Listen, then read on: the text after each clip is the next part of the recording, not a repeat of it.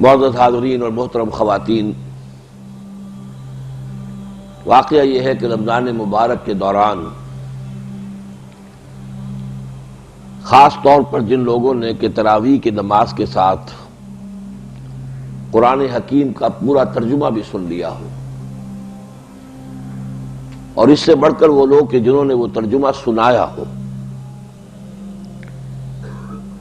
ان کی کیفیت یہ ہوتی ہے کہ اس کے بعد کسی تقریر پر طبیعت بالکل آمادہ نہیں ہوتی۔ سب کچھ تو سامنے آ چکا، ایک دفعہ نہیں بار بار آ چکا۔ وَلَقَدْ صَرَّفْنَا فِي هَذَا الْقُرْآنِ مِنْ كُلِّ مَثَلٍ، ایک پھول کا مضمون ہو تو 100 رنگ سے باندھو، کسر کون سی رہ گئی؟ پورا قرآن سن لیا ہو، اس کے بعد بھی ابھی کسی مزید کسی شے کی ضرورت باقی رہ سکتی ہے۔ میرا اپنا احساس یہ ہے،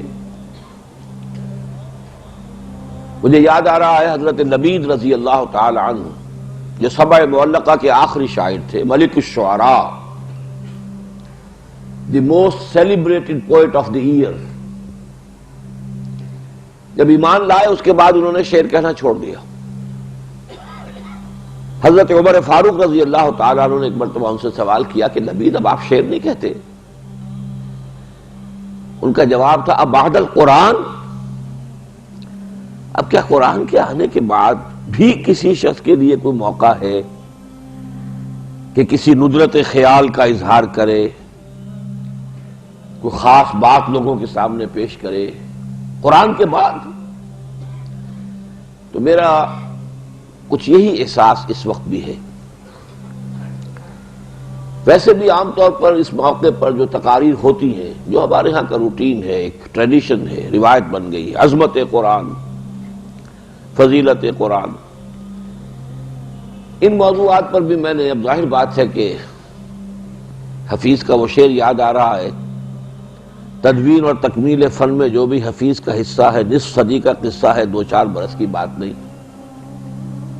اب مجھے تقریباً نصف صدی ہونے کو آ رہی ہے اس کام کو کرتے ہوئے، تو عظمت قرآن کے موضوع پر بھی میرے اتنے خطابات ہیں اور اتنے مختلف اعتبارات سے۔ عظمت قرآن بزبان قرآن، قرآن اپنی عظمت کیسے بیان کرتا ہے، عظمت قرآن بلسان رسالت مآب صلی اللہ علیہ وسلم، حضور نے کیا عظمت بیان کی ہے مختلف اعتبارات سے، اور اس پہ پھر کیسٹس بھی ہیں، کچھ کتابچے بھی ہیں۔ تو واقعہ یہ ہے کہ اس پر بھی اب طبیعت جو ہے پھر مزید گفتگو کرنے پر آمادہ نہیں ہوتی۔ اس کے باوجود اب یہ چونکہ ایک طلب اور ایک پیاس ہے، اور اس کا مظاہرہ ہو رہا ہے کہ اب نصف شب کے قریب لوگ بیٹھے ہوئے ہیں، کچھ سننا چاہتے ہیں۔ رات ہمارا پروگرام جو ختم قرآن کا قرآن اکیڈمی لاہور میں تھا، 2:30 وہاں بج گئے تھے مجھے بھی، یہاں سے بھی کل جو گئے ہیں ترجمے سے فارغ ہو کر کوئی 3 بجے، 2:45 بجے فارغ ہوئے۔ اس کے باوجود اگر طلب ہے تو اس کی کچھ نہ کچھ رصد ہونی چاہیے۔ اما من جاءک یسعی وہو یخشی، تو اس کے ساتھ فانت عنہ تلہی والا معاملہ نہیں ہونا چاہیے، بلکہ جو بھی خدمت بن آئے کرنی چاہیے۔ تو میں اس وقت 2 موضوعات پر گفتگو کروں گا۔ ایک موضوع جو ہے اس پر پہلی مرتبہ میں کچھ رات عرض کر کے آیا ہوں اور کچھ اس وقت عرض کروں گا، اپنی زندگی میں پہلی بار ادھر میرا ذہن پہلی ہی مرتبہ متوجہ ہوا ہے۔ قرآن مجید میں 2 مقامات پر جب اس دفعہ میں گزر رہا تھا تو ذکر ہوا کہ کچھ لوگ تو دھڑلے سے کہتے تھے حضور سے، اے محمد چاہے جتنا تم ہمیں قرآن سنا لو ہم پر کوئی اثر نہیں ہوگا۔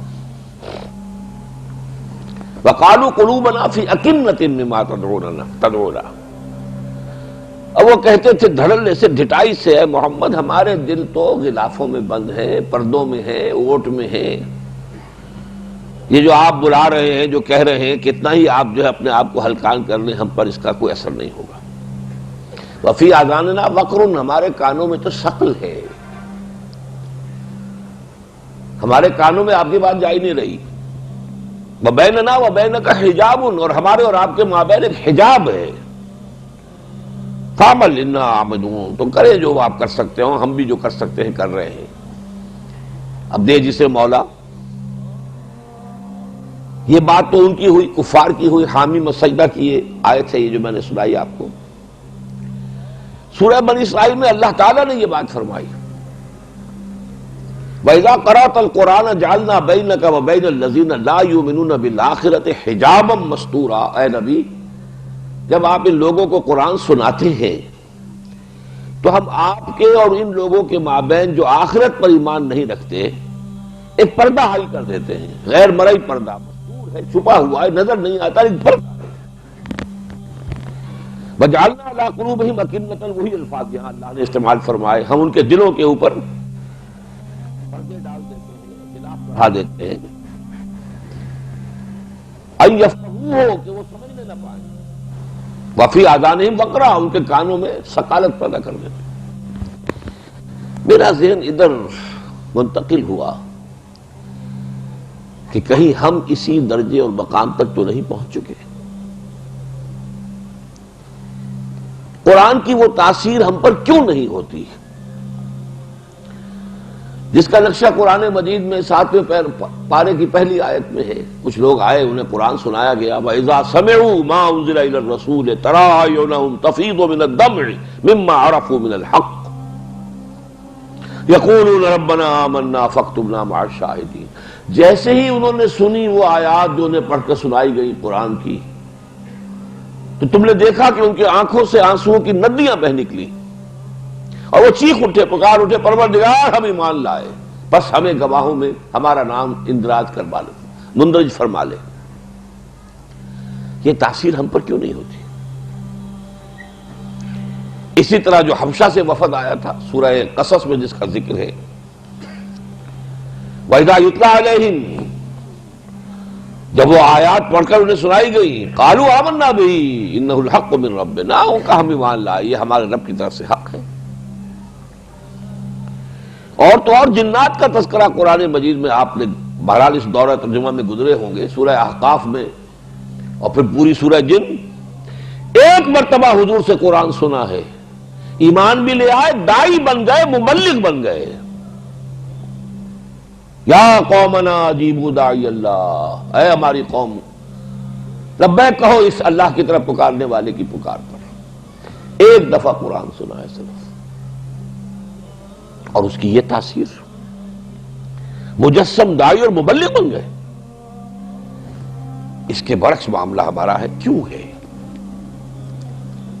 کیا وجہ ہے؟ اس کے اسباب پر کچھ گہرائی میں جا کر غور کرنے کی ضرورت ہے۔